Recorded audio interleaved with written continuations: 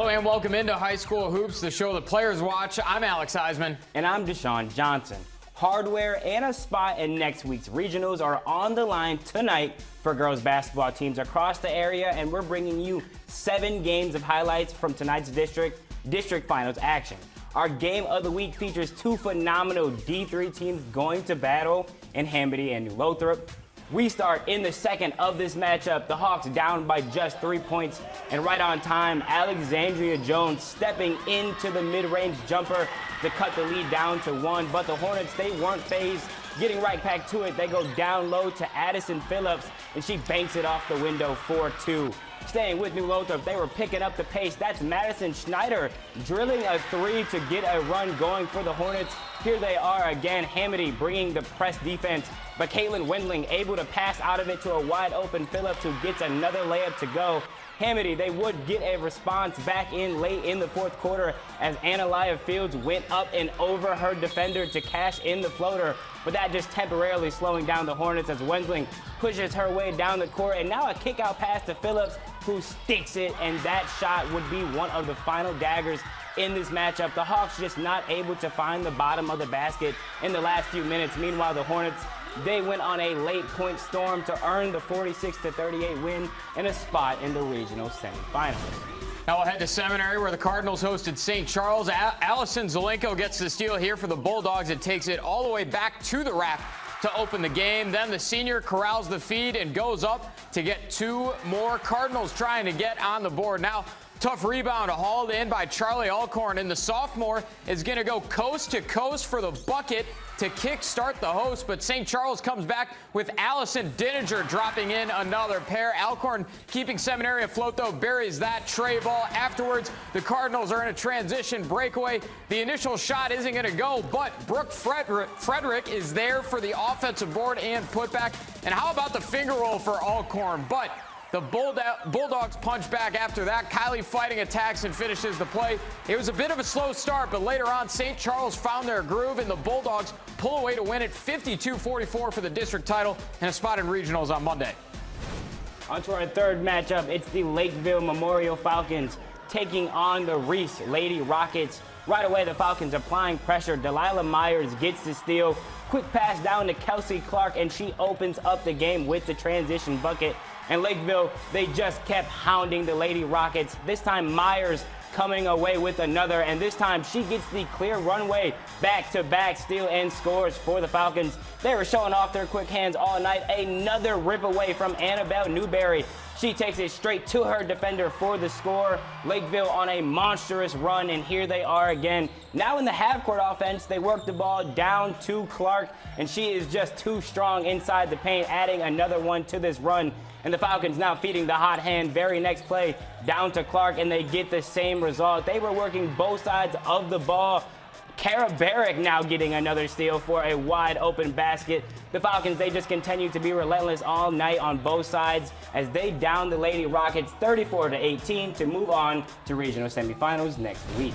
In the D2 bracket, Powers took on Corunna at Clio High School. And how about an and one for Eva Smith? They were in control for the majority of this game, but Corunna wasn't going down without a fight. Triple on the money for Gracie Termere. The Chargers answer with a fantastic counterattack. Presley Schreiner to Kendall Smith. A little drive in to Giselle Wolschlager in the corner. Pulls and buries the tray ball. And for the second time in 3 years, Powers is headed to regionals. They take down the Cavaliers 56-39 to punch their ticket. The celebration's on. And not only is the team making noise in the state, but the Chargers star point guard Kendall Smith, one of the 4 finalists for Michigan Miss Basketball. The voting is underway through Sunday, and afterwards, I caught up with her and head coach Ryan Trevithick on what the honor means. I'll tell you, she's the best player in the state of Michigan because it's not just about scoring. She does everything for us. You know, understanding that our offense is a way you can come on here and impact the game and be a plus 26 without scoring the ball. You're doing so much more, and to win, like, that's what Miss Basketball is about, is being the best player night in and night out and impact the game, and she does that every single time, and it doesn't have to be just about scoring. An incredible leadership, the poise, the composure. You saw it. Our team was a different team when she's on the floor. So that's why she got my vote for sure. But I definitely think that she's our Miss Basketball. She's the best player in the state. Yeah, it definitely just means a lot. I mean, I couldn't do it without my teammates and my coaches. That's just a big thing. And just doing whatever I can to have our team win and just move on. I mean, we've both seen it up close and personal. The way she impacts a basketball game is really unlike any player in the state. Yeah, I mean, she's got a smooth game that no matter who's watching it, whether it's us or the fans, you can see her game translates to, where she's going to be moving on next to college level. It's going to be something great to see. Yeah, absolutely. Liberty's getting a great basketball player. She's not a volume shooter. She has great vision, and when she picks her spots to score, she's efficient with it. And I mean, you saw it with her. She didn't want to talk about herself. So great teammate. Obviously, she's a captain for Powers, and she's got them in regionals. So great. Congratulations to the Chargers. Absolutely. Congratulations to Kendall on being a finalist for Michigan Miss Basketball. But don't go anywhere because there's still so much more action to get to. That includes a marquee D1 matchup between Midland and Mount Pleasant. We have the highlights from that game and more coming up after the break.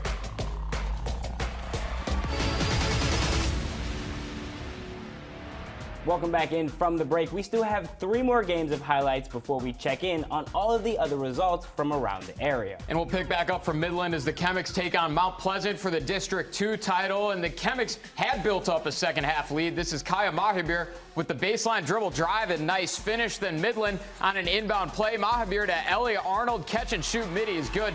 They went up 10 in the fourth, but the Oilers stormed back. Offensive rebound and put back for Kylie Hutchins. Afterwards, Morgan Borodachuk taking the ball up the court, drives in, spins, and gets the shot to go with 4 arms in her face. Lucy Keys keeps the comeback bid going with another bucket. They had the ball down 3 with a chance to tie, but they can't get the shot off in time, and the Chemics will win an absolute thriller, 43-40. It's their first time going to regionals since 2014, snapping a 12-year drought. We'll see Midland again on Monday. Now we'll do a quick check-in on the matchup between the John Glenn Bobcats and the Frankenmuth Eagles. In the end, it was Frankenmuth proving once again that their run this year has been no fluke. After downing Bridgeport in the district semifinals by 40 points, they went on to put on another 50-point game to down the Bobcats by a final score of 51-32 to become district champs. As they keep moving along their path in the playoffs, they will look to play Powers Catholic in the regional semifinal next week. Into our final game, it's Saginaw Heritage battling it out with their well-known rival Saginaw United. And right away, Heritage letting United know they weren't coming to play as Josie Ode finishes at the basket to open up the game. And the Hawks showing off the ball movement. All these passes leading down to Alicia Ode, and she finishes over 2 defenders at the rim. Staying with Heritage, that's Bregan Hamilton on the break, getting the foul and the points, and one play for the senior. But on the other side, the Phoenix showing off their fight as well. Malia Phillips getting a nice bounce on that shot, and they kept on pushing. This time, Destiny Clark going with the strong layup, and it drops. United trying to make a push, but Heritage, they were looking for a deep attack now. They get it to Ode, cashing in on that 3-pointer, and that was just the tip of the iceberg. London Newton trying one now, and it connects. 2 in a row for the Hawks, and just when you thought that it was over, from one Ode to the other, Josie adding one more 3-pointer to the fray. Back to United even after the run. They continue to battle back. Here's Jamara Bissett making an extra move to get the fast break bucket, but Heritage, they continue to find the connection from deep as Zariah McCray adds on yet another 3-pointer. Their performance enough to lead them to a district title over their rivals and a spot in regionals. Final in this one, 72-34. All right, we'll check out the rest of our Mid-Michigan teams now. How about the Cardinals with a statement, 49-28 over Oxford tonight. Claire took down Standish Sterling 42-30, and the Panthers get the season sweep over Freeland. 3 extremely competitive games, but 3 going the Panthers' way as they keep their season alive. On the flip side, Goodrich has not played many competitive games because they have dominated nearly every one. No different tonight as they take down Linden to move to a perfect 24-0. And it was also not close for Roscommon and Morley Stanwood as well. The Bucks take down Tawas 51-14, and the Mohawks beat Bill City 60-34.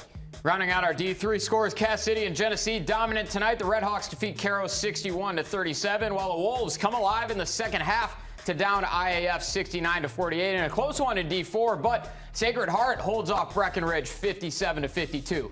On to our final three results. A fantastic season for Genesee Christian comes to a close 54-45 at the hands of Everest. And how about a 43-point margin of victory for Kingston? A 70-27 decimation of Owendale Gagetown. And finally, a low score between Deckerville and Ubley. The Eagles take it 33-24.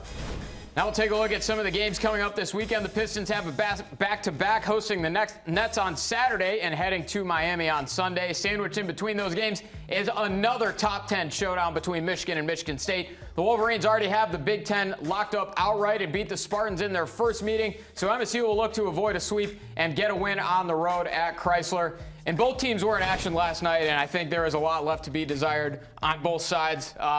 Michigan State kind of blowing a lead late. What's your takeaway from that game? What do they need to get right for Sunday? I think the biggest thing for them to kind of get right is it was a little bit of a, just a shaky game all throughout. You like to see a bigger performance from some of your senior guys, and I would say it was a senior night for them last night. But I think, that might just be a little bit of a mind slip up as you kind of get into these final games. They're going to be locked in for this Michigan game. You're expecting a big game, of course, from Fears, as he's kind of done all the way through the year. And some of their other senior guys, Kohler, Cooper, all going to, incorporate this game. Absolutely. And it was just a sloppy game for Michigan against Iowa. 18 turnovers, and you could really see that they were missing LJ Kaysen, and that's something that they're going to have to figure out if they want to make a run in March. They've already had a great season, but he was such a critical piece to their success off the bench and having kind of some stability at point guard in the games where Elliot Cadeau has struggled. So we'll see how it goes. That'll wrap things up for us tonight. Have a great weekend, everyone, and we'll see you again on Monday.